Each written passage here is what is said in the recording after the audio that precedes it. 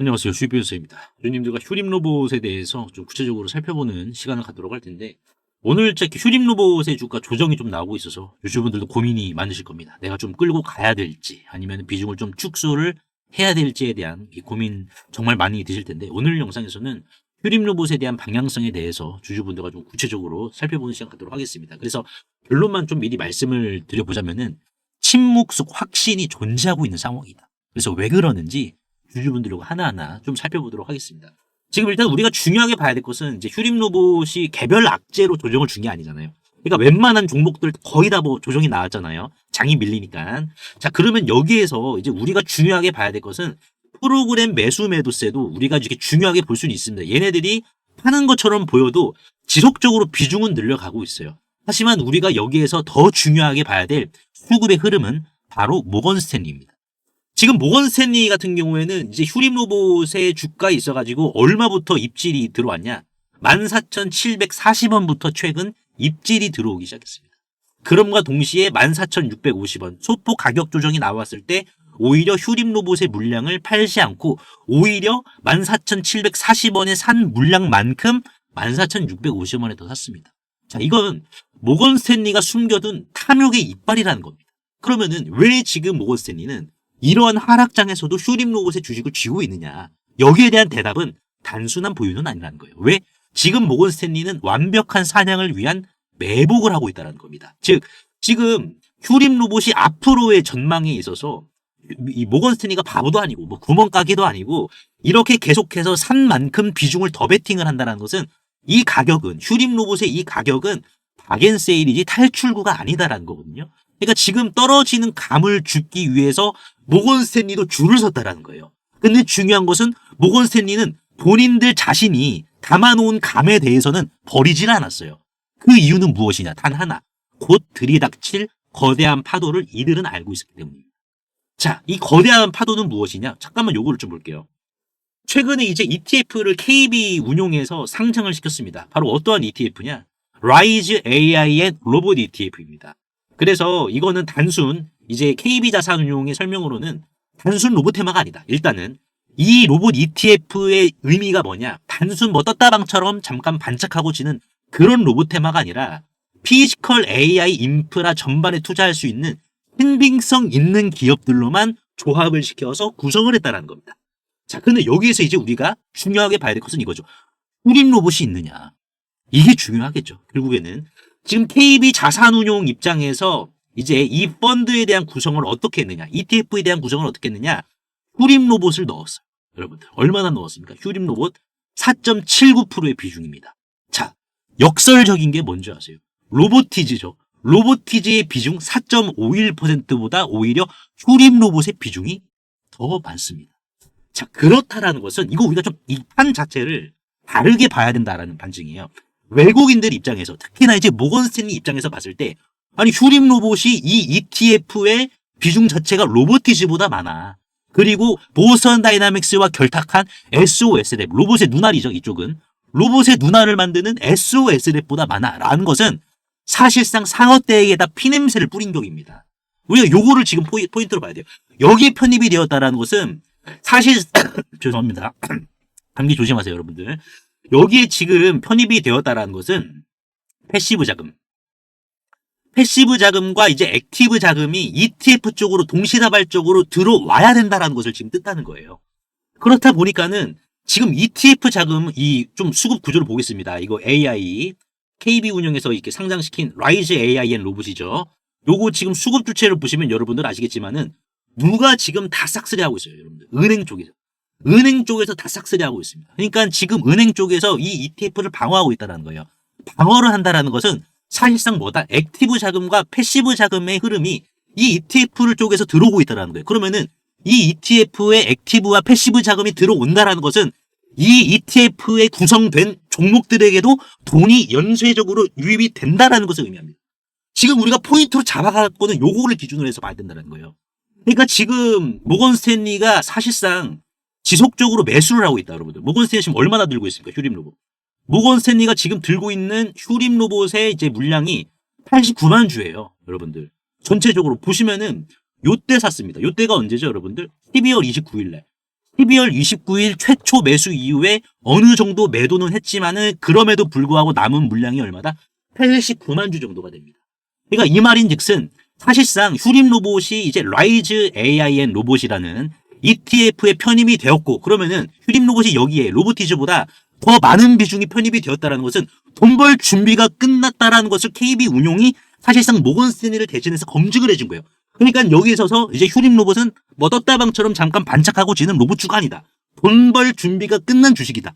근데 더 중요하게 봐야 될 것은 ETF에 편입이 되었고 ETF로 돈이 들어와야 되니까 추가적으로, 그러면 펀드 매니저는 어떻게 해야 되겠습니까? 자기 판단과 상관없이 편입된 종목도 기계적으로 매수해야 돼요.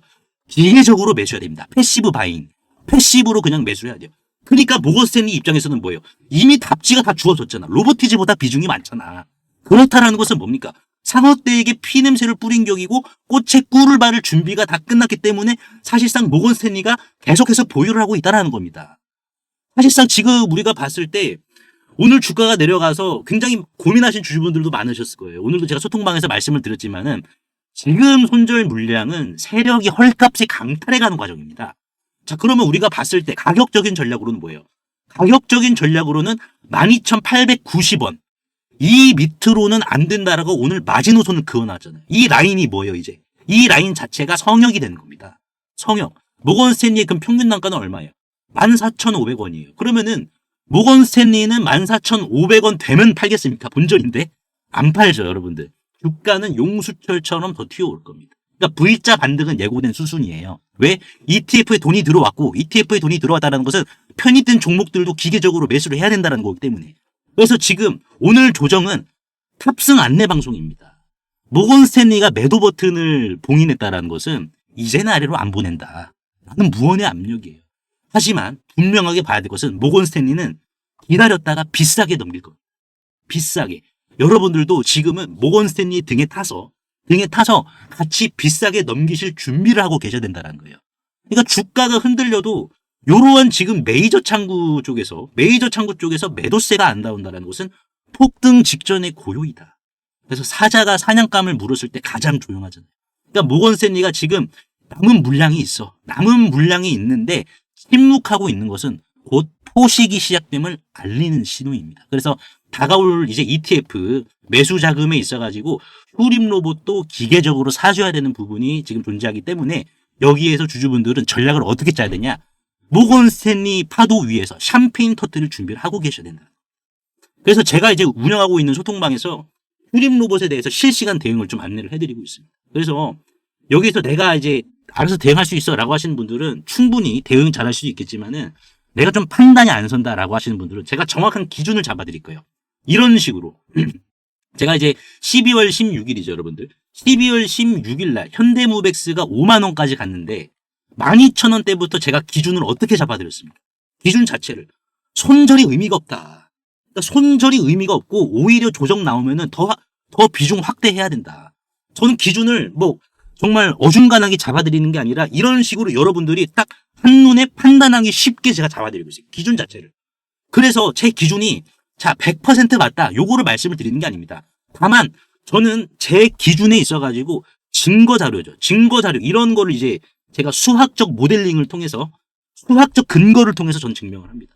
그러다 보니까는 이 분석 자체가 100% 맞다 보기보다는 이 분석 자체가 신빙성이 있다는 것을 이런 식으로 수학적 계산을 통해서 소통방에서 이런 식으로 제가 증명을 해드리고 있다는 거예요. 이런 식으로 제가 기준을 만들어 드리고 있다는 거예요. 그렇다 보니까는 영상을 보시는 휴림 로봇 주주분들도 지금은 우리가 하방으로는 기준을 어떻게 세워야 되고 그러면 모건 스탠리가 추가적으로 주가 하락이 있어가지고 매도를 한다? 그럼 그 매도의 기준점은 얼마인지. 근데 모건 스탠리가 매도를 안 하는 반전 시나리오는 무엇인지. 그러면 우리가 봤을 때 주가가 올라가요. 그러면 어디서부터 우리가 조심해야 되는지. 즉 우리가 이제 분할 매도 준비를 해야 되잖아요. 이러한 것들. 그래서 제가 운영하고 있는 소통방에서 하나하나 여러분들께 다 잡아드리고 있으니까는 입장하셔가지고 여러분들 막 휴림 로봇의 이제 주가 조정에 있어서 스트레스 좀 어느 정도 받으실 겁니다. 근데 이제 이 소통방에서는 오히려 제가 스트레스를 대신해서 받기 때문에 입장하셔가지고 여러분들 좀 안정적인 분석 여러분들께서 확인하시고 정말 이 짐 좀 마음의 짐이죠. 저도 이제 그 심정 충분히 이해합니다. 저도 이제 17년차 경력인데 이런 짐 어차피 지나가요. 어차피 우리가 뭐 주식 하루 이틀 하는 것도 아니기 때문에 요런 식으로 대응해서 수익이 나면은 우리가 앞으로 좀 더 이제 치고 빠지는 전략으로 해가지고 수익 볼 수 있는 종목까지 해서 같이 대응을 해보도록 하자.